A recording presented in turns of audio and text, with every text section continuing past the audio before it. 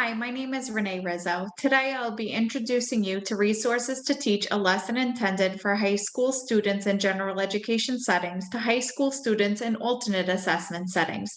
This video will be teacher-facing and will guide you through a Google Slides presentation which explains the modifications made to the lesson, two modified tools to deliver the lesson, and an assessment created in Google Forms on 3 differentiated levels. So this is based on an 11th grade Passport to Social Studies lesson called A Story of Wealth, and it's about the Gilded Age. Focus question: how does perspective help historians write historical narratives? Next Gen 11th grade ELA standard primarily addressed in this lesson. Integrate information from diverse sources, both primary and secondary, into a coherent understanding of an idea or event, noting discrepancies among sources. The connection to NISA tested DLM essential elements is compare and contrast arguments made by two different texts on the same topic. Linkage levels for this essential element. Initial precursor realizes that what he or she is thinking or viewing may or may not be the same as what other people see or think. Distal precursor can determine the details used to defend a claim in a text, can determine the specific evidence used to support a claim regarding either an informational or literary text or the topic of a presentation. Target can compare and contrast the arguments and the supporting claims, reasons, and evidence made by authors of two different informational texts on the same topic.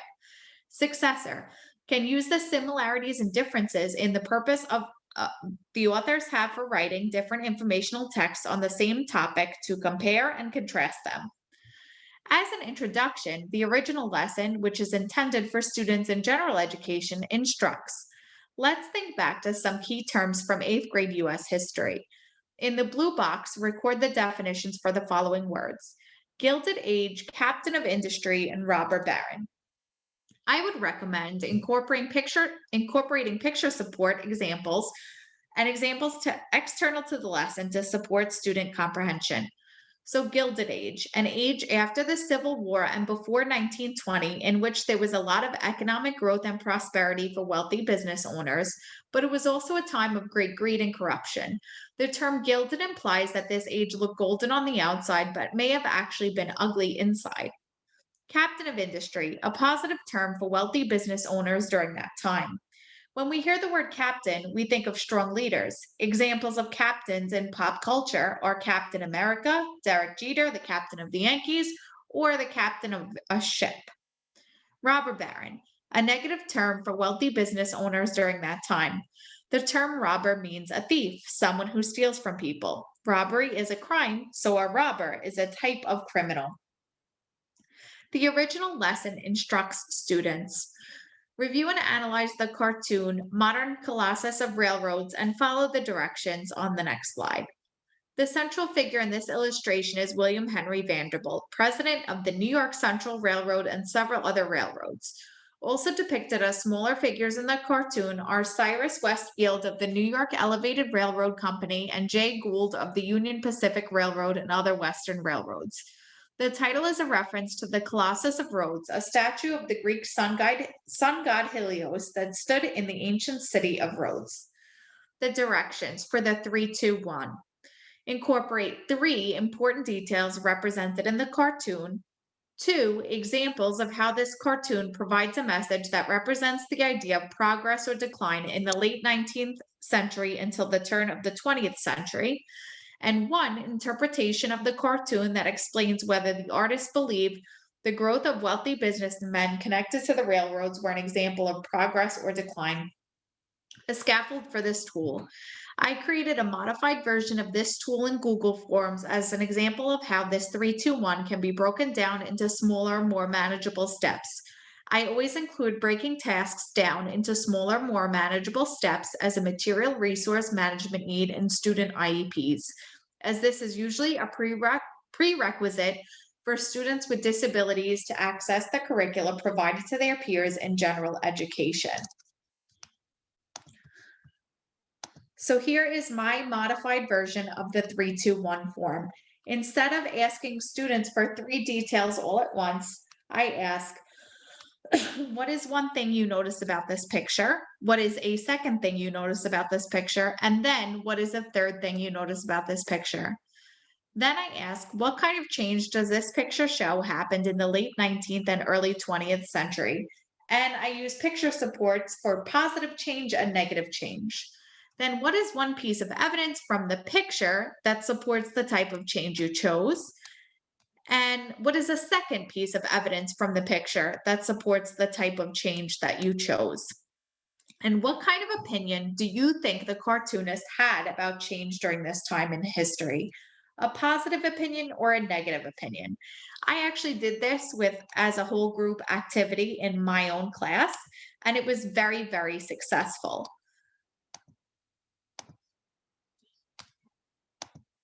So the original lesson then instructs students discuss or respond to the following questions. What people amassed great wealth during this time period? How did these people amass their wealth? How did their accumulation of wealth help or hinder society?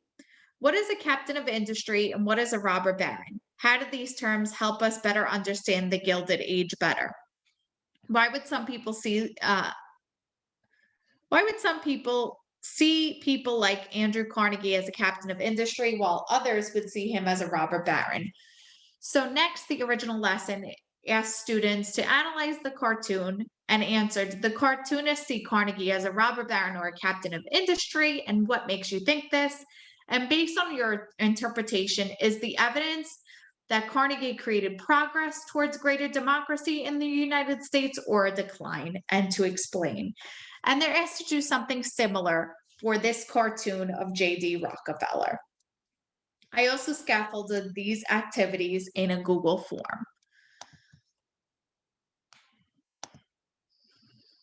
The Gilded Age. How did people get more wealthy during the Gilded Age? Through farming, through industrialization, or through joining the military? What kind of term is captain of industry? Positive or negative? I asked the same about robber baron. Based on these two terms, do you think everyone felt the same way about the Gilded Age? Yes or no? Then look at this cartoon of Andrew Carnegie. What can you infer that the cartoonist thought of him? He was a captain of industry, good for the country, or he was a robber baron, bad for the country? And I provide the same multiple choice options for this cartoon of J.D. Rockefeller. And then what about the cartoon made you think that?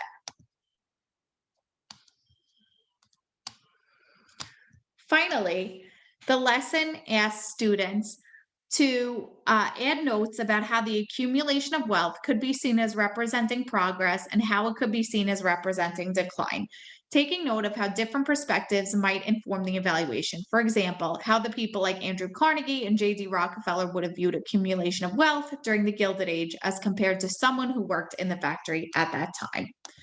So I created 3 differentiated Google Forms to reflect on this lesson, which was a positive term for wealthy business owner in the Gilded Age, captain of industry and robber baron, and which was a negative term using picture supports. Then I asked students what they think of the Gilded Age. Was it a positive time in history, a negative time in history, or both? For level 2, students are asked what was the Gilded Age with multiple choice options. What was a negative term for a wealthy business owner during the Gilded Age with multiple choice options? What was a positive term? And what do you think about the Gilded Age? Finally, the level 3 assessment with open-ended answers, students answer, what did the term captain of industry mean? What did the term robber baron mean? And do you think the Gilded Age was a positive time in history, a negative time in history, or both a positive and negative time? Why or why not? So just to recap, we went over the reasons behind my modifying the lesson in this way, 2 tools to modify the lesson, and 3 differentiated levels of assessment in Google Forms. Thank you for joining me.